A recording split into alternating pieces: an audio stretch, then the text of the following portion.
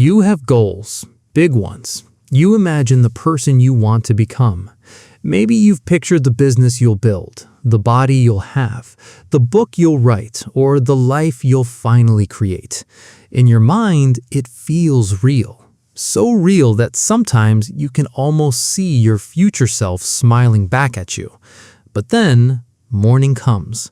You tell yourself, today's the day. You'll finally start. You'll open the laptop. You'll begin the project. You'll make progress. Instead, you check one notification, then another. You watch one short video, then another. Suddenly, it's afternoon. You promise yourself you'll start after lunch, then after dinner, then tomorrow. And somehow, tomorrow keeps becoming another tomorrow. If you've ever lived this cycle, you've probably asked yourself one painful question. Why am I like this? If I want success so badly, why can't I make myself work for it? At first, the answer seems obvious. Maybe I'm just lazy.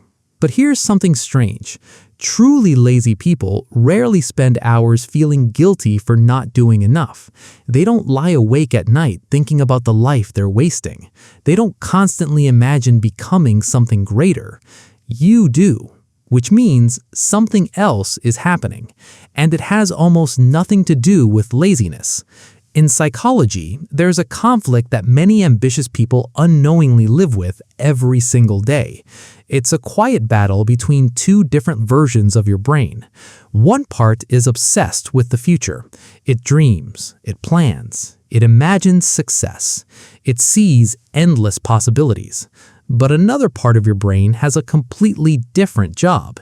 It doesn't care about your dreams. It cares about one thing: keeping you safe. Not successful, safe. And those two goals are often very different because every meaningful goal comes with uncertainty. Every new project carries the possibility of failure. Every opportunity asks your brain to step into the unknown. And your brain has spent hundreds of thousands of years learning one simple rule: unknown things can be dangerous. So before you even realize it, your brain quietly asks itself a question. Is this really worth the risk? Here's the part most people never notice. Your brain doesn't need to convince you to give up. It only needs to convince you to wait. Start tomorrow. You'll have more energy later. You're not ready yet. It sounds reasonable, responsible even. But tomorrow becomes next week. Next week becomes next month. And eventually, you begin to mistake hesitation for your personality. You start believing, maybe I'm just the kind of person who never finishes anything. But that's not your personality. That's a pattern. And patterns are something the brain learns, which means they can also be unlearned. But before we talk about changing that pattern, we need to understand something even stranger. Because the biggest reason ambitious people feel lazy isn't a lack of motivation. It's because your brain has already found another way to reward itself without ever taking action. And once you see how it works, you'll never look at procrastination the same way again. Here's a question. Have you ever spent an entire evening planning your future? Researching business ideas, watching productivity videos, imagining yourself becoming successful, and somehow, by the end of the night, you felt strangely accomplished, even though you hadn't actually done anything. That feeling isn't your imagination. Your brain is doing something fascinating. Long before you achieve a goal, your brain can reward you for simply imagining it. Psychologists call this mental simulation. Your brain rehearses the future before it happens. In small amounts, this is incredibly useful. It's how athletes visualize a race, how musicians rehearse a performance, how your mind prepares for tomorrow. But there's a hidden downside. Sometimes, your brain can't clearly distinguish between imagining progress and making progress. Think about the last time you planned a big project. You probably opened the notebook, created the perfect schedule, watched videos about how to do it. Maybe you even imagine people congratulating you after you succeeded. For a moment, it felt amazing. You felt motivated, hopeful, inspired. But the next day, actually doing the work felt surprisingly difficult. Why? Because your brain had already collected part of the emotional reward. It had enjoyed the destination without paying the price of the journey. That's why planning often feels easier than starting. Thinking feels productive. Imagining feels safe.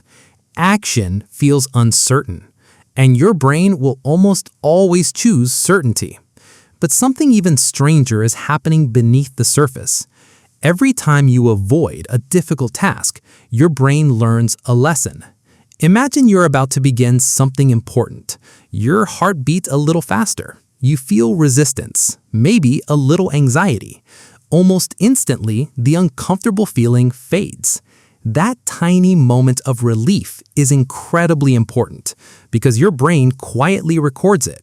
It learns, when I feel uncomfortable, avoiding the task makes me feel better.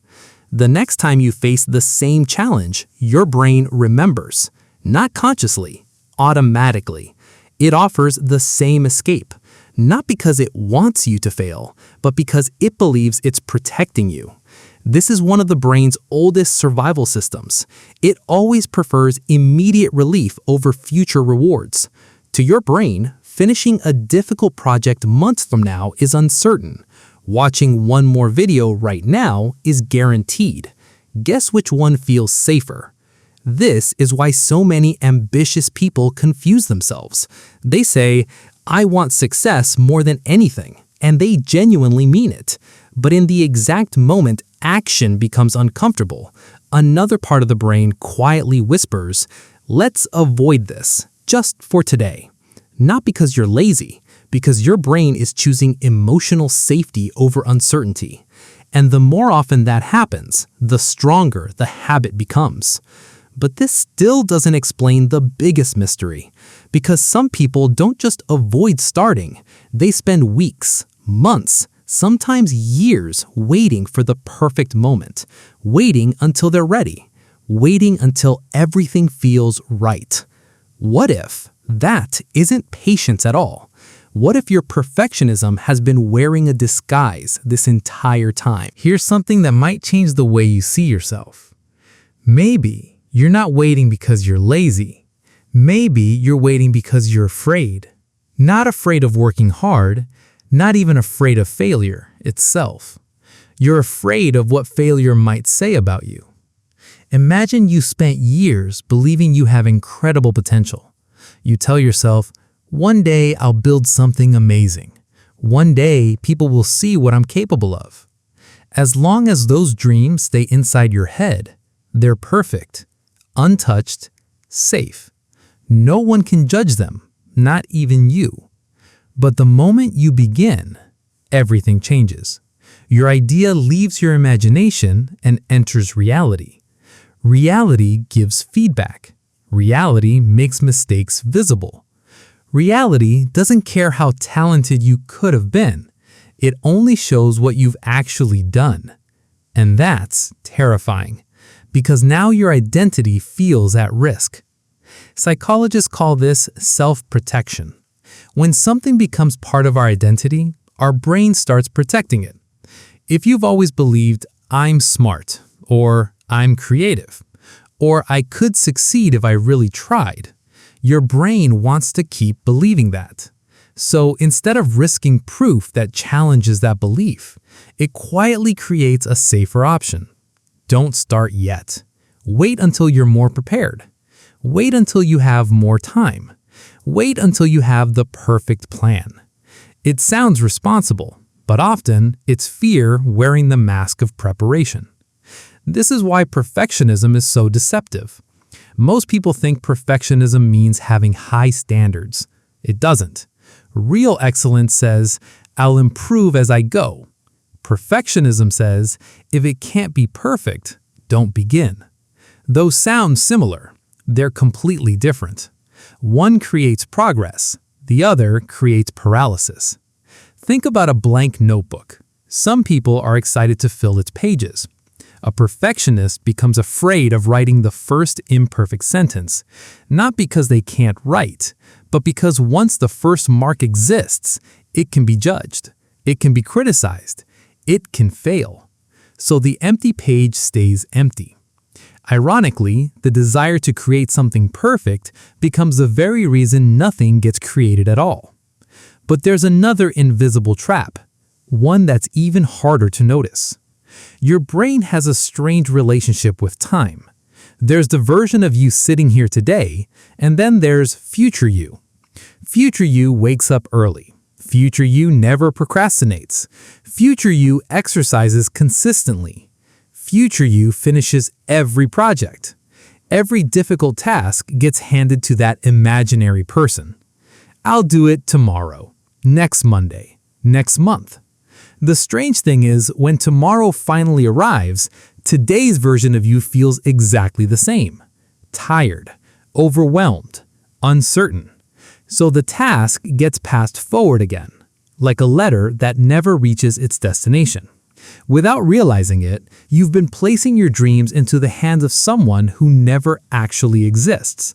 Not because you're lazy, because your brain keeps believing that tomorrow will feel different. But tomorrow is built by what you do today, not by waiting for a different version of yourself to appear. And that's where the cycle becomes dangerous. Because every day you postpone, your brain gathers more evidence that you're someone who doesn't follow through. Eventually, that story starts feeling true, not because it is, but because you've repeated it often enough. The question is, how do you break a story your own brain has been telling you for years? The answer isn't more motivation. In fact, motivation was never the missing piece. Here's one of the biggest myths about success. People think successful people wake up every morning feeling motivated. They don't. In fact, motivation is one of the least reliable emotions your brain can produce. Some days it's there. Some days it disappears without warning. If your actions depend on motivation, your progress will always depend on luck. But here's a psychological twist. Your brain doesn't change because of what you intend to do. It changes because of what you repeatedly do.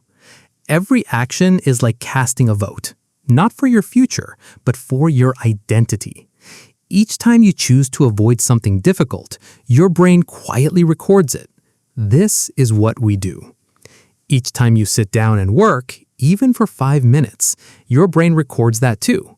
This is who we're becoming. Your identity isn't built by your biggest decisions. It's built by your smallest repeated ones. That's why one tiny action is far more powerful than one huge burst of motivation. Imagine trying to steer a massive ship. You don't spin the wheel once and instantly change direction. You make a small adjustment, then another. Eventually, the entire ship reaches a different destination. Your brain works the same way. You're not trying to transform your life in one day. You're teaching your brain a new pattern. One small action, repeated often enough, because patterns become habits, and habits become identity. This is something psychologists call self-efficacy. The more evidence your brain collects that you can follow through, the more it begins to believe you can. Confidence doesn't appear first. Action does. Most people wait until they feel confident before they begin. The truth is almost the opposite. Confidence is usually the reward for taking action, not the reason you started. Think back to the first time you learned to ride a bicycle. You didn't become confident and then ride. You rode, fell, adjusted, and confidence slowly appeared afterward.